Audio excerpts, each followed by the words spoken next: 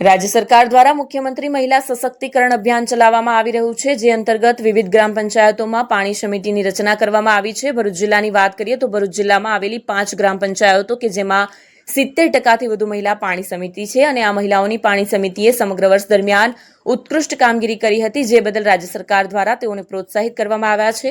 ત્યારે ભરૂચની જૂની કલેક્ટર કચેરી ખાતે જિલ્લા જળ અને સ્વચ્છતા એકમ વાસ્વો દ્વારા એક કાર્યક્રમનું આયોજન કરવામાં આવ્યું હતું, જેમાં 5 ગ્રામ પંચાયતોની પાણી સમિતિને ₹50,000ના ચેકનું વિતરણ કરી પ્રોત્સાહિત કરવામાં આવ્યા હતા। આ પ્રસંગે યુનિટ મેનેજર દર્શના પટેલ સહિતના અધિકારીઓ તેમજ ગ્રામ પંચાયતના સભ્યો ઉપસ્થિત રહ્યા હતા।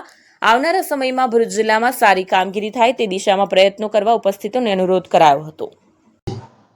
નમસ્કાર, જિલ્લા જળ અને સ્વચ્છતા એકમ ભરૂચ તરફથી આજરોજ મુખ્યમંત્રી મહિલા સશક્તિકરણ કાર્યક્રમ અંતર્ગત ભરૂચ જિલ્લામાં 5 એવી પંચાયતો કે જેમાં 70%થી વધુ મહિલા પાણી સમિતિઓ છે કે જેણે ખૂબ જ સારું કામ કર્યું છે, જેના તરફથી અમારા ગાંધીનગરથી એમને સારી કામગીરી માટે ભરૂચની આ 5 પંચાયતોને 50,000નું ઇનામ આજરોજ વિતરણ કરવામાં આવે છે અને વધુ ભરૂચમાં હજુ સારી કામગીરી કરે એવી આવતા વર્ષે આપણે 5થી લઈને બીજી બમણી પંચાયતો થાય એવા પ્રયત્ન કરીએ।